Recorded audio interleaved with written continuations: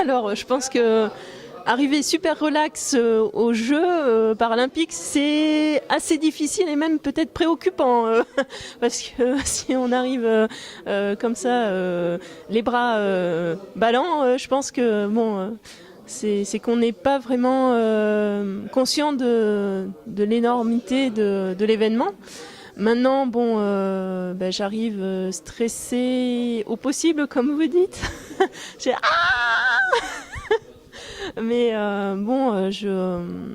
c'est quand même quelque chose d'important. Les Jeux, c'est une fois tous les 4 ans. Donc, sur une journée, vous devez être bon. Donc, c'est vraiment important. Et bon, je pense, d'un autre côté, que j'ai mis tout ce qu'il fallait de mon côté pour faire quelque chose de bien, j'espère. Parce que bon, depuis un an, on est intégré avec le pôle France. Sur les entraînements, on a fait les entraînements avec les valides, avec l'équipe de France de judo valide féminine. Donc on a subi les mêmes entraînements qu'elles. Et de pouvoir faire du judo avec les meilleures françaises et même mondiales. D'ailleurs, on a même celles qui ont eu des médailles aux Jeux. Et c'est vrai que quelque part, vous vous dites, j'ai peut-être un coup à jouer. Peut-être que je vais pouvoir faire quelque chose de bien. Et voilà, quoi. C'est mon état d'esprit actuel. Oui, tout à fait. La première chose, c'est que Pékin, c'était ma première expérience. Et moi, j'ai débuté vraiment la compétition qu'en 2007. Et un an après, j'étais sur les tatamis de la compétition la plus renommée et la plus importante pour un sportif. Donc c'était vraiment quelque chose d'énorme pour moi. Je dis pas que Londres c'est pas énorme, c'est en effet c'est énorme, mais c'est différent parce que j'ai peut-être un peu moins de stress sur ce qui va se passer par rapport à l'énormité de l'événement. Déjà, j'appréhende un tout petit peu moins. Donc voilà, il y a une petite différence. Mais le stress et l'angoisse est toujours là. C'est le même, malheureusement. Alors, j'ai pas encore vraiment trouvé de routine ou de choses qui pourraient me déstresser, on va dire, ou me donner la pêche. Mais on peut dire que déjà, rien de se dire que j'ai voulu être là.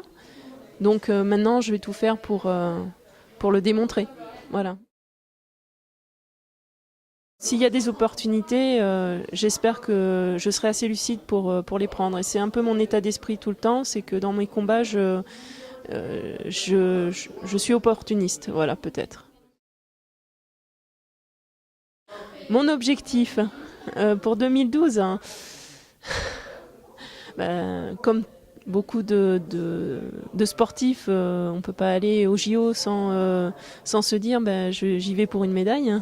Donc voilà, j'y vais pour une médaille. Non, je ne suis pas favorite. Dire que je suis loin d'être favorite, on peut pas dire ça, mais je ne fais pas partie des challengers, enfin des personnes qui sont favorites.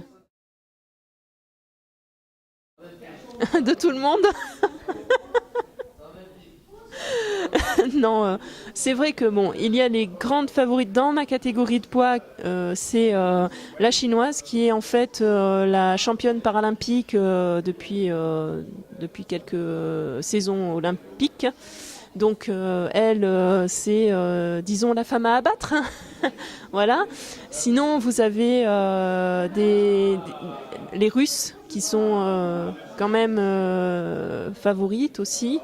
Et bon, après, vous avez des bêtes noires comme la bulgare. Ensuite, j'ai l'algérienne. J'ai aussi la brésilienne. Bon, voilà, c'est des personnes qu'il faut vraiment se méfier. Et bon, comme on le dit tout le temps, les Jeux paralympiques, tout est possible. Voilà.